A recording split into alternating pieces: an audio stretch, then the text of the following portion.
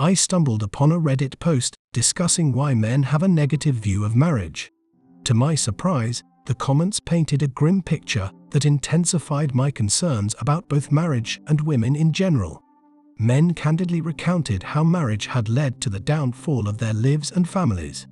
In this video, I'll delve into the unvarnished truths about the darker aspects of marriage. In today's video, I'm diving into a comment from Slightly Evil Man that carries significant weight. His story sheds light on a painful reality that many men face, often witnessing their fathers being subjected to brutal divorces. It's heartbreaking to hear how his dad's life was torn apart. His ex-wife sold off everything, manipulated situations, and tarnished his reputation, leaving a trail of destruction in her wake. Such experiences are deeply distressing, and no man should have to endure them. Modern marriage seems to have devolved into a gold-digging scheme for some women.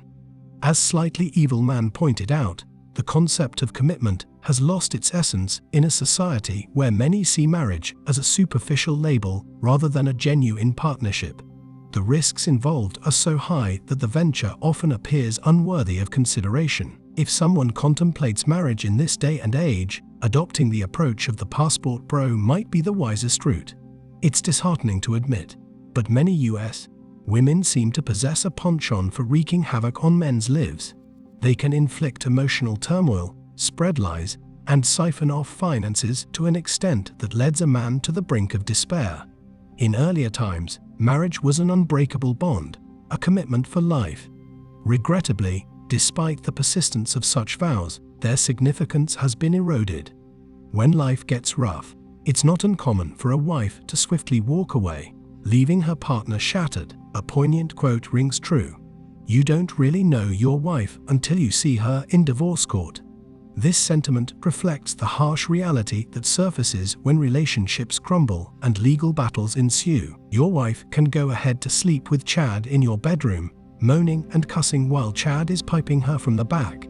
You catch her, she blames you for it, and you file for a divorce, but she still gets half of your money, your house, and your kids. Were you also aware that you're on the hook for her lawyer's fees in the divorce circus? The divorce court is like stepping into a nightmare for men. It's a startling fact that about 90% of the time, men end up as the victims, even if the woman is clearly at fault. I remember a tale this guy shared, a story of his seemingly church-going and cordial wife. But once they stepped into the divorce court, he saw the true beast. He saw the real her emerge. It's remarkable how these women can go from fiercely independent before marriage to desperately eyeing the man's finances when divorce comes knocking. They should have the integrity to stand by their convictions. For the uninitiated, let me spell it out.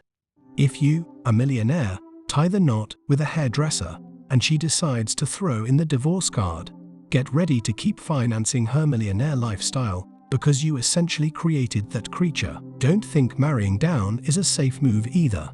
It can be twisted against you just as easily. And marrying up? Well, it might not strip you of your wealth, but it's likely to rob you of your kids. A maddening reality, isn't it? Predicting a woman's genuine intentions is a riddle no one can solve. Bringing the government into your marriage is like playing Russian roulette, except the chamber is loaded with laws that favor women and disdain us. I'm not keen on gambling half of my present and future assets on the chance that you might choose to have a fling with someone else a decade and a half later. Sure, there might still be a handful of genuinely decent women in this modern world, ones you could contemplate marrying. But let's take a moment to reflect. If 10 lionesses are lounging in their den, would you venture into the den for a frolic just because 2 aren't hungry? Ponder that. If this analogy strikes a chord, then it should be abundantly clear why I'm ardently advocating steering clear of the institution of marriage. And that's it for today on Sigma Traits. Make sure you hit that like button, smash that subscribe button, and don't forget to ring that notification bell so you can be the first to know when my new video drops. Let us know your thoughts in the comments below. See you all tomorrow.